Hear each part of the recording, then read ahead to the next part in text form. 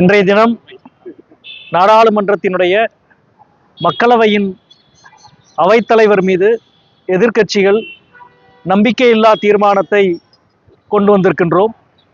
இது மிக மனவேதனையான ஒரு நாள்.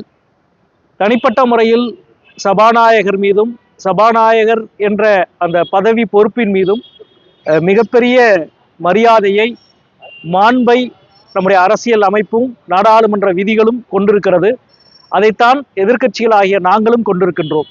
ஆனால் அவை தலைவரின் மீது ஒரு நம்பிக்கையில்லா தீர்மானம் என்பது மிக உயரிய ஒரு நடைமுறை, மிக உயரிய ஒரு நடவடிக்கை. அந்த ஒரு நடவடிக்கைக்கு எதிர்க்கட்சிகளை இன்றைக்கு ஆளுங்கட்சியும் சபாநாயகருடைய செயல்பாடும் தள்ளி இருக்கிறது என்றுதான் சொல்ல வேண்டும். இன்றைக்கு 100க்கும் மேற்பட்ட நாடாளுமன்ற உறுப்பினர்கள் கையெழுத்திட்டு சபாநாயகரின் மீதான நம்பிக்கையில்லா தீர்மானத்தை தாக்கல் செய்திருக்கிறோம். ஏறக்குறைய நாடாளுமன்ற வரலாற்றில் இதற்கு முன்பு மிக அரிதாகவே இது நடந்திருக்கின்றது. இதற்கு காரணம் உங்களுக்கு தெரியும். கடந்த பிப்ரவரி 2ஆம் தேதி குடியரசுத் தலைவரின் உரையின் மீதான தீர்மானத்தில், நன்றி சொல்லுகிற தீர்மானத்தில் எதிர்க்கட்சி தலைவர் அவர்கள் பேசுகிற பொழுது நம்முடைய இராணுவ தளபதி நரவணே அவர்களுடைய புத்தகத்தை மேற்கோள் காட்டி பேச முயன்றார். அப்பொழுது நம்முடைய பாதுகாப்புத்துறை அமைச்சர், உள்துறை அமைச்சர், நாடாளுமன்றத்துறை அமைச்சர் தொடர்ந்து தலையீடு செய்தார்கள். தலையிட்டு அந்த புத்தகத்தை நீங்கள் மேற்கோள் காட்டக்கூடாது, அப்படி ஒரு புத்தகமே வரவில்லை என்று தொடர்ந்து தலையீடு செய்தார்கள். ஏறக்குறைய 1 மணி நேரம் தலையீடு செய்யப்பட்டது. எல்ஓபியால், நாடாளுமன்ற எதிர்க்கட்சி தலைவரால் பேசவே முடியவில்லை. அவர் ஒரு கட்டத்தில், சரி நான் அந்த புத்தகத்தை பற்றி பேசவில்லை, அந்த புத்தகத்தை பற்றி கட்டுரை வந்த இதழை பற்றி மேற்கோள் காட்டி பேசுகிறேன் என்று சொன்னார். இல்லை, அந்த இதழையும் நீங்கள் மேற்கோள் காட்டி பேசக்கூடாது என்று சொன்னார்கள்.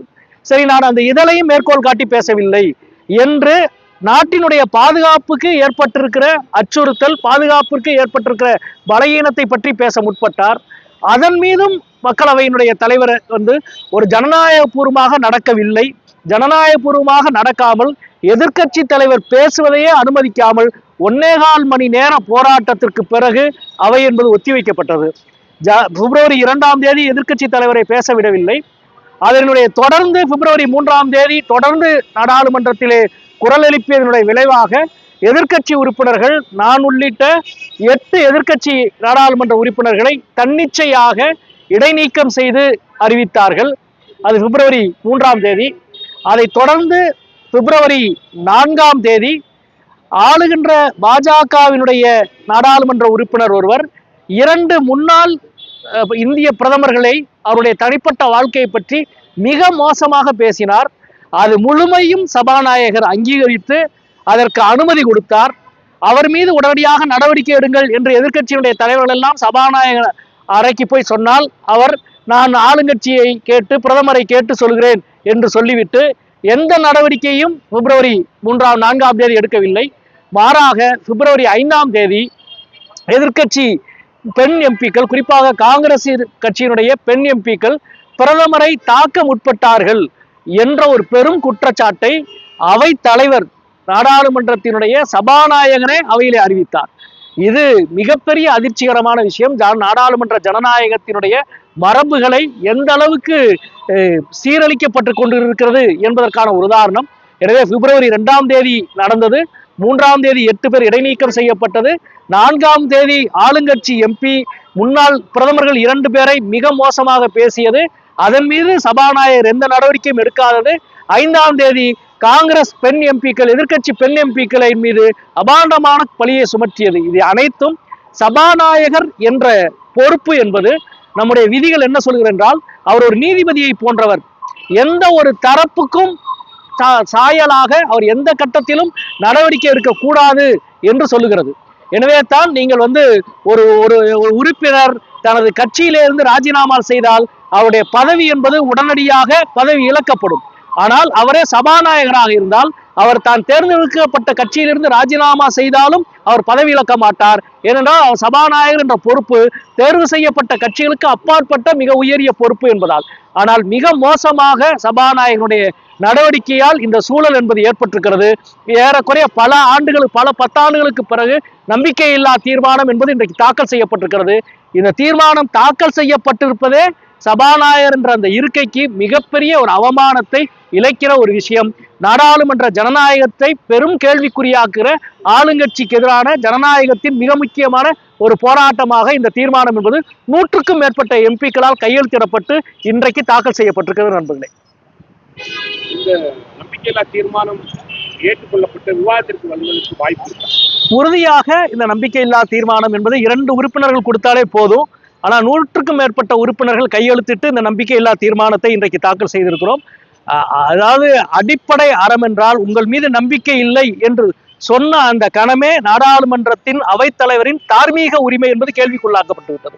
எனவே விதிகளின்படி 10 நாளுக்கு முன்னால் கொடுக்கணும். எனவே இப்ப கொடுத்திருக்கிறோம். 14 நாட்களுக்கு பிறகு அது விவாதத்துக்கு எடுத்துக்கொள்ளப்படும். அப்படி விவாதத்துக்கு எடுத்துக்கொள்ளுகிற பொழுது விவாதத்தினுடைய அமர்வில் சபாநாயகர் இருக்கையில் இந்த சபாநாயகர் இருக்க முடியாது. விதிகளின்படி துணை சபாநாயகர் நடத்த வேண்டும். ஆனால் கடந்த 7 ஆண்டுகளாக துணை சபாநாயகரே தேர்வு செய்யாமல் பாஜக என்பது நாடாளுமன்றத்தை நடத்தி கொண்டிருக்கிறது. எனவே இப்பொழுது அவைத்தலைவர் இருக்கையை பங்கிட்டு இருக்கையில அமர்ந்து அவையை நடத்தி கொண்டிருக்கிற யாரோ ஒருவர் இந்த அவையை நடத்த போகிறார். அதன் மீது விவாதம் நடக்க போகிறது. விவாதத்தின் இறுதியில் ஆளுங்கட்சியினுடைய எண்ணிக்கை பிரதிபலிக்கும். ஆனால் 200க்கும் மேற்பட்ட ஏறக்குறைய சரிபாதி எம்பிக்கள் இந்த அவைத்தலைவரின் மீது எங்களுக்கு நம்பிக்கை இல்லை என்று சொல்லுவது ஜனநாயகத்தினுடைய மிக மோசமான ஒரு நிலையை எடுத்து காட்டுகிறது. அதாவது நம்முடைய மரபு என்ன சொல்கிறது என்றால் சபாநாயகருடைய ஒரு கண்ணுக்கு ஜனநாயக நடைமுறையும் இன்னொரு கண்ணுக்கு நாடாளுமன்றத்தின் மரபும் தான் தெரிய வேண்டும் என்று சொல்லுகிறது. ஆனால் நம்முடைய மரியாதைக்குரிய சபாநாயகர் ஓம் பிர்லாவினுடைய ஒரு கண்ணுக்கு பிரதமர் நரேந்திர மோடி அவர்களும் இன்னொரு கண்ணுக்கு ஜெகதீப் தன்கர் அவர்களும் தான் தெரிகிறார்கள். அவருக்கு நேர்ந்தது தனக்கு நேர்ந்து விடுமோ என்ற அச்சத்தில் அவர் செயல்படுகிறாரா என்ற கேள்வி இருக்கிறது. நண்பர்களே, ஏற்கனவே பல தீர்மானங்கள் மேல தோல்வி விட்டுருக்கு. இந்த இதுலயும் மெஜாரிட்டி அவங்க கிட்ட தான் இருக்கு. அந்த நிலையில கண்டிப்பா அவங்களுக்கு சாதகமாக தானே போறது இல்ல. அதாவது அவர்களுக்கு சாதகமாக போவது என்பது எண்ணிக்கையின் அடிப்படையிலானது. ஆனால் உண்மை என்று ஒன்று இருக்கிறது. நாட்டு மக்களுக்கு முன்னால் குடியரசுத் தலைவர் உரைக்கே பிரதமர் ஏன் நன்றி சொல்லவில்லை என்ற கேள்வி 70 ஆண்டு காலம் இல்லாத ஒரு நடைமுறை. ஏனென்றால் இந்த கேள்விக்கு முன்னால் வெறும் எதிர்கட்சி இல்லை. இப்ப பிரச்சனை அவர்கள் கண்ணுக்கு எதிர்கட்சி அல்ல, உண்மை தெரிகிறது. ஏன் நரவானா புஸ்தகம் என்ன சொல்லுகிறது, அல்லது எப்ஸ்டீன் ஃபைல் என்ன சொல்லுகிறது, அல்லது இன்றைக்கு அமெரிக்காவிலிருந்து இறக்குமதி செய்தால் 1% பூஜ்ஜிய வரி, இந்தியாவிலிருந்து அங்கே போனால் 18% வரி என்பது அது ஒப்பந்தம் அல்ல, அது சரணடைதல். இவ்வளவுக்கும் பின்னால் இருக்கிற உண்மையை பேச மறுக்கிற ஆளுங்கட்சி இந்த சூழலை திட்டமிட்டு உருவாக்கி கொண்டிருக்கிறது என்றுதான் நாங்கள் நினைக்கிறோம். நன்றி நண்பர்களே.